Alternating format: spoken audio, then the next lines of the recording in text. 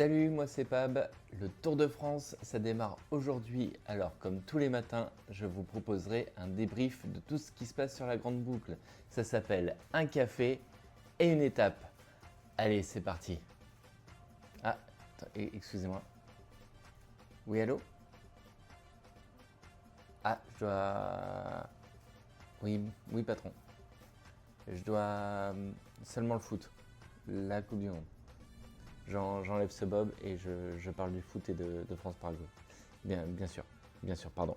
Je m'en occupe tout de suite. Pardon.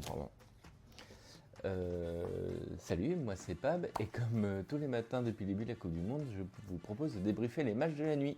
Ça s'appelle donc un café et le récap. Et on parlera pas du tout du Tour de France.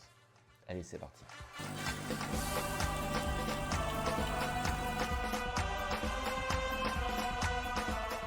C'était hier soir la fin des 16e de finale et on a failli assister à une immense surprise parce que là dans la nuit, le match avait lieu à 3h30 du matin et dans la nuit, l'Argentine a dû recourir à la prolongation pour éliminer l'étonnant Cap-Vert. Le Cap-Vert était l'équipe surprise du tournoi, s'était qualifié pour les 16e après 3 matchs nuls.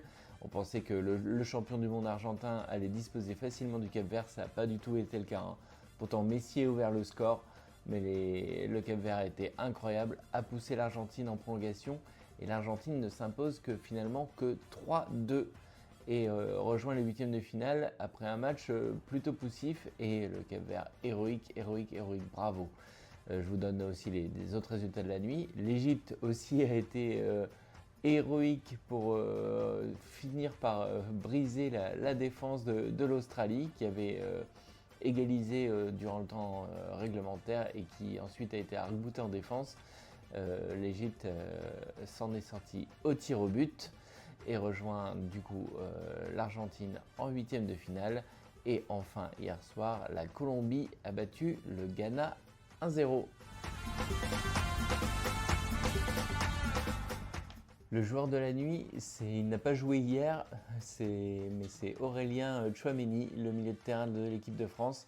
Alors il n'a pas joué de match, mais il s'est entraîné et il s'est blessé à la cuisse durant le dernier entraînement de veille de match avant France-Paraguay ce soir.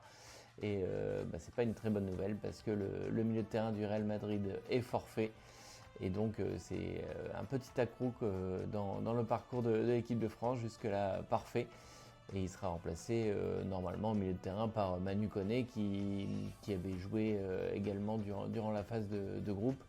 Et voilà, on espère que ce n'est pas trop grave pour Aurélien Tchouaméni et qu'il pourra très rapidement retrouver sa place pour un éventuel quart de finale.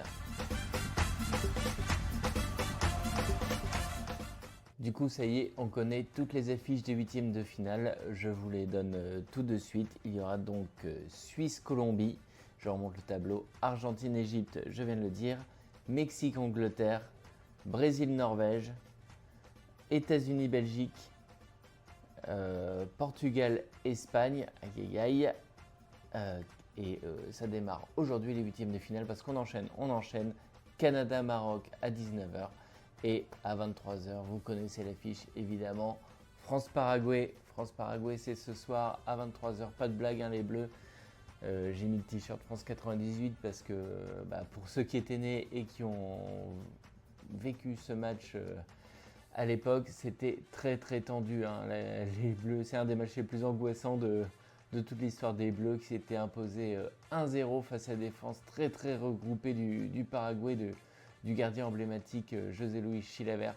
Et c'est Laurent Blanc qui a marqué à la 114e minute, qui avait libéré les Bleus sur une demi-volée. C'était allant, c'était épuisant. Et là, le Paraguay risque de proposer le même type d'opposition à l'équipe de France. On les a vus face à l'Allemagne. Les Paraguayens ont sorti l'Allemagne au tour précédent, à la surprise un peu générale quand même. Mais ils ont proposé de l'abnégation, des duels, un peu de provoque, une défense de fer, des contre-attaques. Attention les Bleus, attention, pas de blague.